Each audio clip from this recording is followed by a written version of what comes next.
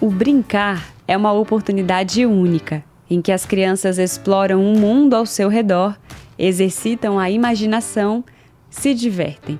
É uma atividade que proporciona aprendizado, pois as crianças aprendem a resolver problemas, desenvolvem habilidades e descobrem suas próprias capacidades.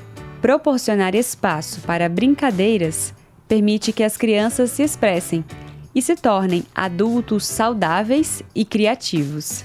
Hoje, no programa Viver é Melhor, vamos conhecer mais sobre os benefícios que esse espaço proporciona desde a infância. Hoje nós vamos falar sobre isso, mas entender bem o que brincar significa. Porque hoje uma criança que muitas vezes está no celular jogando, acha que está brincando. Mas se a gente falar com os nossos avós, o que era brincadeira na época deles era outro conceito. Então, o que é brincar? E como é que a gente atinge esse potencial que o brincar tem de estimular as nossas crianças? A gente vai falar sobre isso hoje a partir da perspectiva científica para mostrar para a gente como brincar é sim muito importante com o nosso convidado, o Dr. Vinícius Lopes Braga, neurologista. Dr. Vinícius, boa tarde. Seja bem-vindo ao nosso programa. Boa tarde. Nós vamos conversar com o Dr. Vinícius, que é neurologista formado pela Escola Paulista de Medicina da Unifesp, Universidade Federal de São Paulo, é membro da Associação Paulista de Neurologia e membro titular da Academia Brasileira de Neurologia. Doutor, quando a gente fala sobre desenvolvimento infantil, logo no começo da vida, a criança ainda não consegue estudar, ainda não fala, ainda não sabe ler nem escrever. Mas a brincadeira é algo que desde o nascimento deve fazer parte da infância? Com certeza. A brincadeira, ela permite o desenvolvimento infantil de várias formas. Na parte cognitiva, na parte de solução de problemas, na parte emocional. Então, o ato de brincar, ele ajuda a criança a ganhar marcos do desenvolvimento. Antigamente a gente achava que só os seres humanos brincavam, mas a ciência mostrou que todos os mamíferos e alguns répteis e aves brincam também na infância. E isso significa a importância evolutiva do brincar.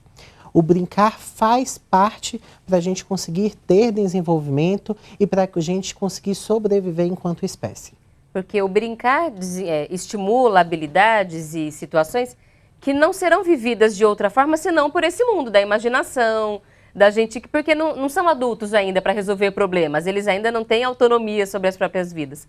Mas o brincar, as situações envolvidas no compartilhar, no jogar, nas regras, tudo isso já vai estimulando no cérebro deles essas capacidades para que no futuro eles já tenham um caminho percorrido, digamos assim, para conseguir esse tipo de medida. E ajuda a criar um plano, né?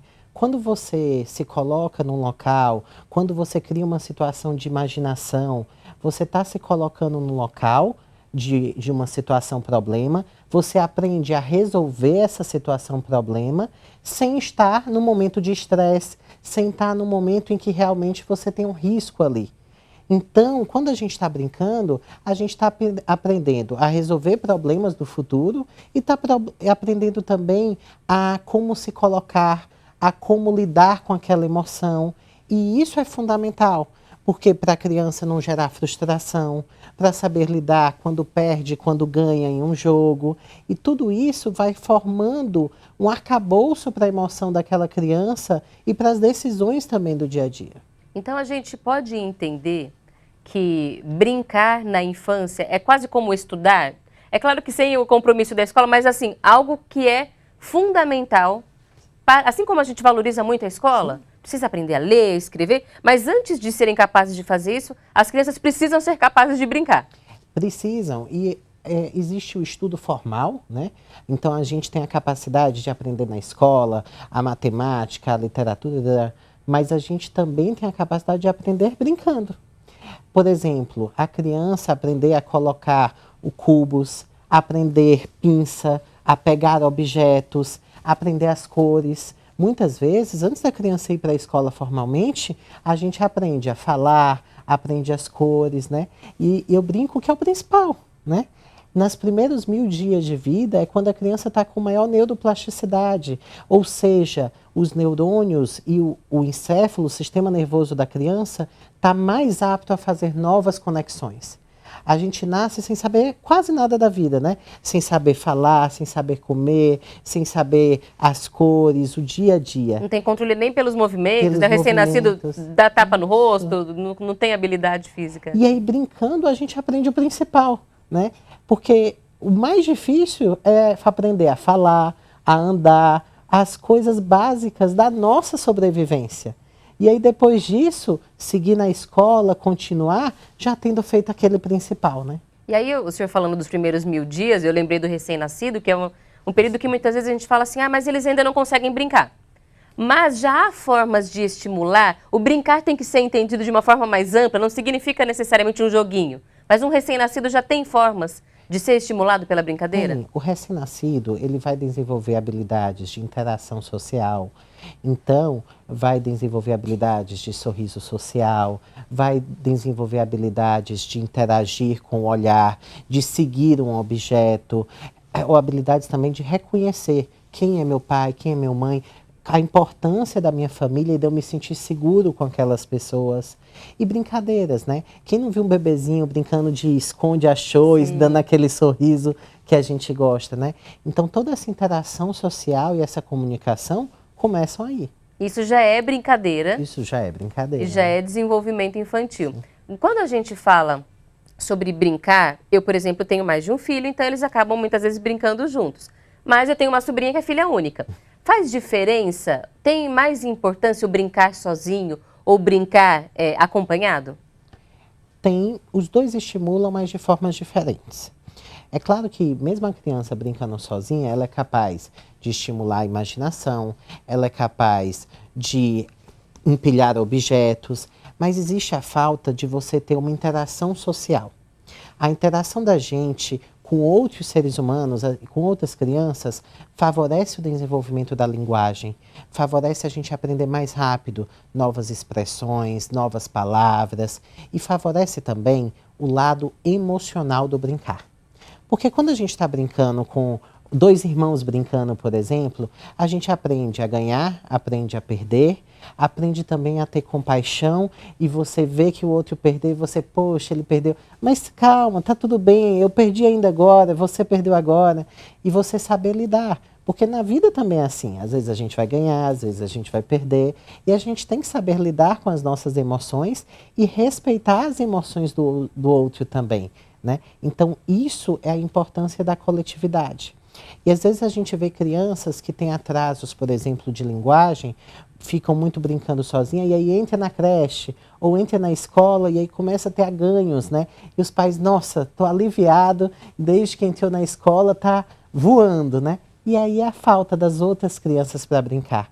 Isso era mais favorecido antigamente, né? Antigamente as crianças brincavam mais juntos em contextos de famílias maiores, né? Sim. Hoje fica cada vez mais difícil, né? A gente tem, isso é uma realidade que a gente precisa pensar nela de forma intencional. A taxa de natalidade está diminuindo no mundo inteiro e no nosso país, inclusive.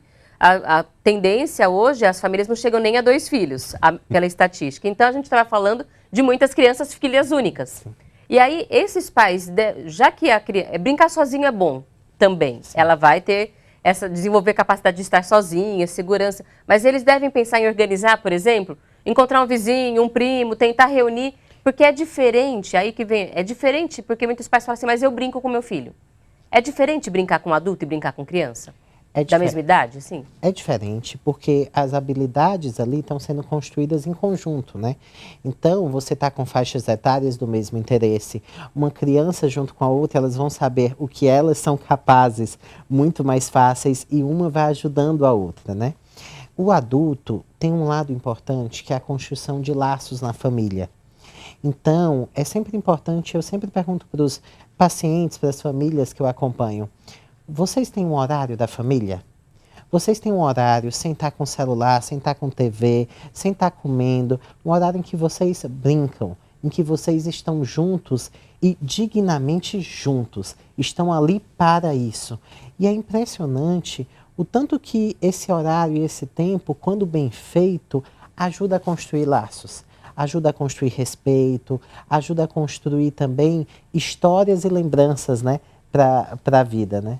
Uma pergunta que é sempre questionamento entre pais e mães. Se eu estiver jogando com meu filho, eu devo deixar ele ganhar? Ou eu devo jogar sério? Eu acho que é importante ter um meio termo, né? É também importante você saber perder, né? Então, o filho, ele tem que perder também, e o perder é importante. E é importante você reconhecer o que ele está aprendendo. Então, quando você joga com seu filho, ao longo do tempo ele vai adquirir habilidades que antes ele não tinha. E não dá pra gente achar que vai ser de igual para igual, porque não vai ser. Não dá pra gente querer competir com uma criança. Exato. E é importante nisso que a mãe, o pai saibam valorizar. Porque às vezes, mesmo você perdendo um jogo, você adquiriu habilidades novas.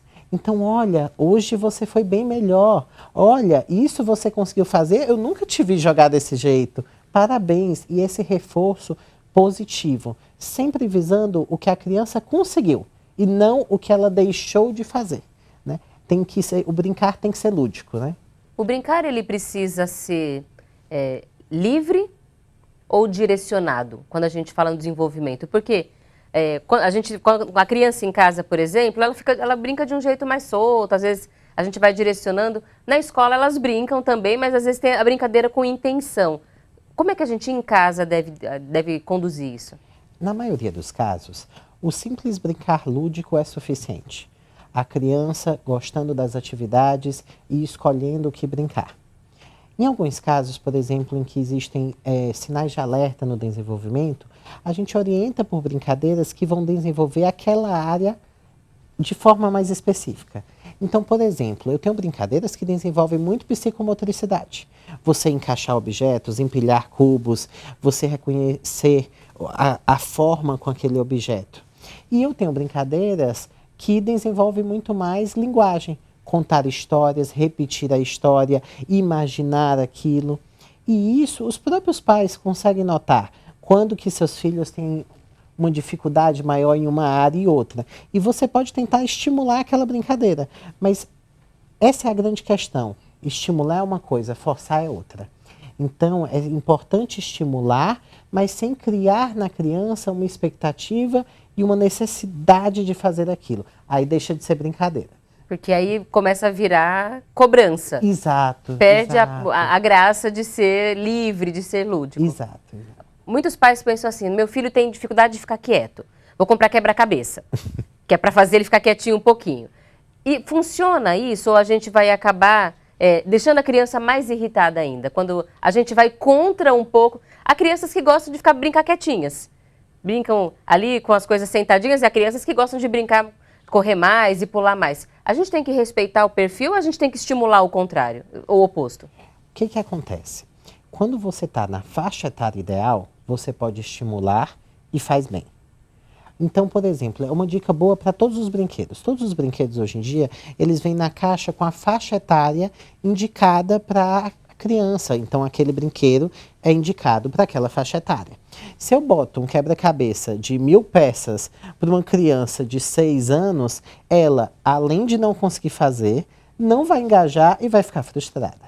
Se eu coloco um quebra-cabeça para uma criança de 10, 12 anos, que tem uma dificuldade de atenção, mas que eu faço junto, que vira um momento com o pai, então eu faço aquilo ficar interessante, eu estimulo a atenção dela, isso é um estímulo bacana.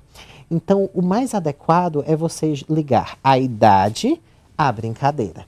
Eu posso estimular a atenção, eu posso usar dos brinquedos para estimular a atenção. A única ressalva nisso são pacientes que têm alterações do desenvolvimento. Então, por exemplo, um paciente com um transtorno de déficit de atenção e hiperatividade, eu tenho que ter um acompanhamento médico e psicológico e o psicopedagogo ele vai ajudar também nisso. E eu vou conseguir orientar esse paciente que brinquedos e que brincadeiras ele está apto naquele momento. Para a gente não colocar uma coisa que ele não vai dar conta naquele momento e que não vai ajudar a evoluir. Então tem que ser uma coisa gradual, né? Como a evolução, como o desenvolvimento infantil. Ele é gradual, né? E tem que respeitar a individualidade, as necessidades de cada criança. E aí também a importância do acompanhamento do próprio pediatra. Porque na infância é o médico que vai ter esse olhar para a saúde da criança e a gente tem uma frequência maior de consultas e ele não vai ali só ver o peso, a altura. O pediatra também tem... Se um pai está na dúvida, fala, meu filho ainda não faz isso. O pediatra é a primeira pessoa para quem a gente pergunta, né, doutor? Perfeito. Eu Quando existem no desenvolvimento, existe aquele paciente que vai sempre um pouquinho mais atrasado, aquele que vai no meio da curva e o paciente que vai adiantado, né? Mas dentro de uma curva de normalidade. Então, todos os marcos do desenvolvimento, falar, andar, existem limites mínimos e máximos de aquisição. Quando esses limites começam a atrasar, aí precisa do olhar atento do pediatra e, se necessário, encaminhar para o neurologista infantil também. O que eu sempre digo é, se você está na dúvida, se você tem um filho que está no limite e se você está na dúvida, leve no pediatra para avaliação. Porque de duas uma, ou você vai identificar um problema, e ótimo que esse problema seja identificado precocemente, porque quanto antes intervir, melhor. E a outra opção é o pediatra lhe tranquilizar que está tudo bem. Então, das duas formas, você sai ganhando. Viver é sempre melhor. Nosso brado diário na Boa Vontade TV, nesse espaço dedicado à saúde com espiritualidade ecumênica. Independentemente da sua tradição religiosa, a gente sempre lembra aqui, todas as tradições religiosas são respeitadas e acolhidas, assim como quem não tem uma tradição religiosa, mas acredita na força do amor, na ética, nos valores que regem a vida. E todos nós nos unimos com a capacidade de amar. Isso é inquestionável. Então, que nós cuidemos assim da nossa saúde e das nossas crianças. A gente está falando sobre isso no programa de hoje e destacando a importância de brincar, inclusive para que elas desenvolvam todas essas capacidades que ali estão, cognitivas, sociais, emocionais, mentais, espirituais, familiares. Muito se aprende brincando. Mas nem sempre é assim, tudo tão feliz. Não quer dizer que é triste, mas eu vou trazer a pergunta da audiência aqui para a gente retomar a conversa. Agradecendo ao nosso convidado, o doutor que está aqui com a gente, esclarecendo as famílias sobre esse assunto. Doutor Vinícius, aqui a pergunta de uma mãe, a Paula Marinho, de São José dos Campos. Oi, Paula, boa tarde. Conta o seguinte, tenho filhas gêmeas, Maria e Sofia, de 5 anos. Compro brinquedos iguais para as duas, mas uma sempre quebra primeiro e quero da irmã, que ainda está em bom estado. Aí, a irmã não quer dar e vira aquele chororô. Como eu devo agir? Aí tem algumas coisas importantes, né? A primeira é que apesar das irmãs serem gêmeas, cada uma tem a sua identidade. E elas vão ter gostos diferentes, né? Então, tanto é importante aprender a compartilhar os brinquedos, quanto também não necessariamente comprar o mesmo brinquedo. Porque cada uma vai ter a sua identidade e vão ter preferências diferentes de brinquedos. Então a gente tem que ter, casais que têm filhos gêmeos, tem que ter muito cuidado para não anular a identidade de cada uma. Então, desde que seja saudável, que as duas gostem do mesmo brinquedo, tudo bem. Mas, por exemplo, quando for numa loja de brinquedos, estimular que cada uma compre o brinquedo que gostar, né? E é claro que uma pode emprestar para a outra e não tem nenhum problema, mas que elas escolham e elas tomem a decisão com base nos seus gostos pessoais. Esse é um primeiro ponto. Agora eu entendo um pouco a Paula, porque o desafio da mãe, do pai, da família ali é tentar evitar os conflitos que são naturais da infância. Irmãos que se amam, continuam brigando e tendo conflitos, isso é natural. Ela compra igual para que cada uma tenha o seu. Quando a gente tem esse tipo de conflito por brinquedo, a gente deixa as crianças se resolverem, a gente força entre aspas, tá? Mas assim, a criança que quebrou, deve de alguma forma falar, olha, se você não cuidou bem agora vai ter que ficar sem, ou a gente faz a irmã que ainda tem o brinquedo emprestar, porque tudo isso parece bobeira, mas isso tira a paz da família. Sim. Aí a gente não sabe o que fazer. E além de tirar a paz da família, cria para a irmã que cuidou do seu a noção de que se eu quebrar tá tudo bem. Ela quebrou, não cuidou e agora eu sou obrigada a emprestar o meu. Ela, né? Não está errada também. Então é importante os pais ponderarem, os pais dizerem para a criança mesmo, olha, o da sua irmã ela soube cuidar e ela ainda tem o brinquedo, né? Você também deve fazer o mesmo com o seu. Mas além disso, é importante que, por exemplo, a partir do momento em que elas começarem a comprar brinquedos diferentes, as oportunidades de compra de brinquedo vão ser as mesmas para as duas. Cada um vai escolher o seu, mas as oportunidades serão as mesmas. E a partir desse momento que, quando uma quebrar, saber que teve aquela oportunidade igual. E não é que exista uma das gêmeas esteja sendo favorecida em função disso, né? E a outra questão é, quando uma das gêmeas empresta, saber ter o zelo com aquele brinquedo, né? E outra coisa, dependendo da faixa etária, o castigo ele deve mudar. Por exemplo, uma criança que é muito pequenininha, 3, 4 aninhos, ela não consegue ter noção de castigo por uma semana. Você tem que fazer o castigo, a orientação, olha, você quebrou o seu brinquedo, você não vai pegar o da sua irmã porque você quebrou o seu. Tem que ser naquele momento. Daqui uma semana depois, ela não vai conseguir lembrar e vai ficar frustrada sem saber por que eu estou sendo punida, porque ela não vai ter o vínculo que aquela ação levou a uma punição. Aquela história de você está uma semana sem poder fazer tal coisa. Não funciona para criança nessa idade, não. Para criança pequena, não. É diferente. Para adolescente, para criança ali maior que 10, 12 anos, sim. Mas para criança pequena, não. Porque senão a gente vai estar sofrendo com o castigo, porque os pais se sentem mal, às vezes, com o castigo, e a criança não está nem lembrando mais o que ela fez de errado. E a gente não está ensinando. E às vezes a criança vai ficar, poxa, por que eu estou de castigo, né? É diferente, você pode castigar ali, logo depois que teve a brincadeira, né? Agora, doutor, vamos entrar na polêmica das telas. Jogar no celular, no tablet, é brincar? As telas, elas não estimulam como a brincadeira tradicional. Isso é fato. Algumas coisas. Primeiro que quando você está nas telas, você tem estímulo, por exemplo, de psicomotricidade. Você aprende, os dedinhos ficam rápido, né? Mas ao mesmo ponto, você não tem um estímulo social, você não tem um estímulo emocional, você não tem nenhum estímulo de linguagem. E as crianças também não aprendem a lidar com... a tela é tudo muito imediato. Eu não gostei do desenho, eu passo para o outro. Nem termina. Eu nem termino. Eu gosto do desenho, eu gosto daquela parte do desenho, eu só assisto aquele desenho naquela parte. E com isso, eu não aprendo a esperar, eu não aprendo que tem minha vez, eu aprendo que eu posso tudo e que eu posso tudo na hora que eu quero, aquela parte que eu quero. Fora isso, a tela ainda tem outras desvantagens. A tela, ela diminui a atenção. Você precisa ficar focado por muito pouco tempo. É tanto que os vídeos das redes sociais duram 10, 20, 30 segundos. Então, você não aprende que precisa se concentrar, que você precisa assistir um filme do início ao fim, ou que você tem que terminar um jogo de tabuleiro, uma brincadeira, ou que você tem que esperar a sua vez e assistir os outros jogando. A tela também teve um estudo científico que saiu recentemente que falou que o tempo de convívio entre os familiares era inversamente proporcional ao tempo de tela que a criança usava. Então, quanto mais tela a criança usava, menos ela conversava com os pais e com os outros familiares. E olha só o tamanho desse prejuízo. Então, a tela ela tem que ser vista de forma saudável.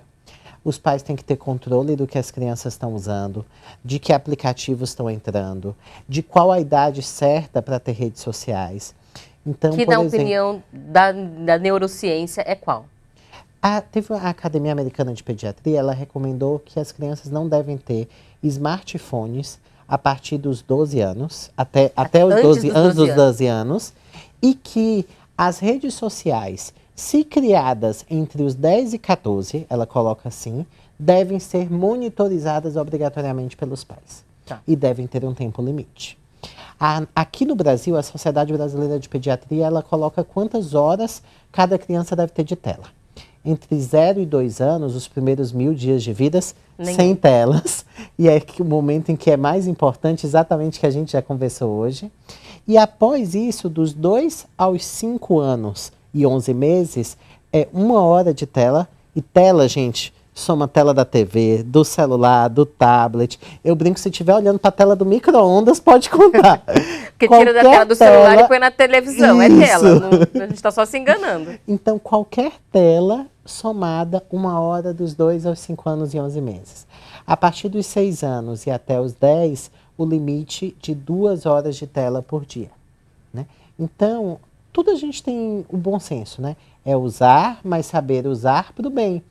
Para os diversos conteúdos educativos. Há jogos educativos, inclusive. A pandemia mostrou muito isso, inclusive, como usar a ferramenta tecnológica para a educação, para desenvolver habilidades, né? E usar sabendo o limite, né? Tudo demais, tudo em excesso não faz bem. Doutora, agora uma última pergunta. A gente tem cada vez menos o hábito do brincar ao ar livre. Pelo menos aqui numa cidade como São Paulo, nas grandes cidades, é mais difícil A gente tem que ir a um parque, muitas cidades nem tem tanto. Faz diferença para a criança brincar em contato com a natureza? Faz diferença tanto de exposição a ambientes, quanto, lembra que eu falei que é psíquico, que é emocional, mas que é físico também? É importante para a criança desenvolver habilidade com bola, habilidade com os pés, habilidade com as mãos, habilidade de correr, de pular, de saltar. A criança não nasce sabendo pular, né? A gente pensa porque quando adulto, há muitos anos a gente sabe pular, correr, mas a criança precisa desenvolver isso. E nas brincadeiras em casa, isso acaba ficando limitado pelo próprio espaço físico. E a outra coisa também é que quanto mais livre essa criança é, menos estresse, menos ansiedade. Ajuda, por exemplo, pacientes que têm dificuldade de atenção, tentar se concentrar, tentar fazer esportes em grupo. Os esportes em grupo, eles ajudam tanto na parte da coletividade, que é importante, quanto na parte física em si. E aí a gente vê a importância de dar atenção a isso e não esquecer que as crianças não podem brincar, não ir sozinhas a um parque, ou elas precisam de condução, precisam que os adultos participem disso. E a gente precisa colocar como prioridade na nossa vida esse momento de vínculo com os nossos filhos. Doutor, muito obrigada pela conversa, é um assunto muito bom de falar. Seja sempre bem-vindo ao Viver é Melhor, Obrigado, doutor. Agradecemos ao doutor Vinícius Lopes Braga, neurologista, formado pela Escola Paulista de Medicina da Unifesp, Universidade Federal de São Paulo, membro da Associação Paulista de Neurologia, membro titular da Academia Brasileira de Neurologia. E a gente fica aqui agora pensando sobre como melhorar isso no cotidiano. E a gente vai acompanhar, para concluir a conversa, o relato de uma mãe que fala sobre a importância de brincar no convívio com os filhos. É a Bianca Paganini Ferreira, nutricionista em Jundiaí, São Paulo.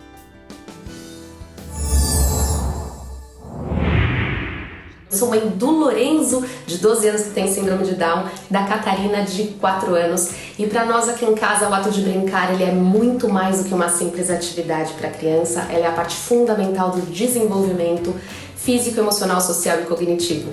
Quando as crianças têm a habilidade de brincar de forma criativa e exploratória, assim como a Nina e o Lorenzo, eles estão construindo habilidades essenciais para a vida deles, né? E acreditando nisso, nós nos esforçamos muito para proporcionar para eles brincadeiras juntos na natureza, explorando, tornando as brincadeiras muito mais significativas e divertidas. Então, a nossa presença, ela oferece oportunidade única dentro do aprendizado e desenvolvimento. E nós fazemos muitas brincadeiras divertidas, explorando o que nós temos aqui em volta. Então, a gente explora uma poça de água, a gente explora os ovos do passarinho, e com isso a gente já tira aí alguns assuntos interessantes para a parte pedagógica, tanto do Lolo quanto da Catarina. A gente utiliza tecidos para fazer fantasias, a gente promove chá de boneca para os eventos sociais, e tudo isso ativa o desenvolvimento, a criatividade, a imaginação e a autoconfiança. Isso é o que nós acreditamos aqui em casa, e é uma forma de oferecer oportunidade de praticar a habilidade motora de forma lúdica e natural, né? Correndo, pulando, construindo, inventando histórias e interagindo com outros. Isso fortalece, né, o corpo, a mente, né? Então, o brincar livre aqui em casa é isso, é com a nossa mediação, mas que eles façam o que sentirem vontade, né? Diante dos nossos cuidados. O Lolo é um menino que gosta muito de explorar a natureza, a Nina é uma menina muito criativa e solta, né? Então isso proporciona para eles uma inteligência emocional muito grande.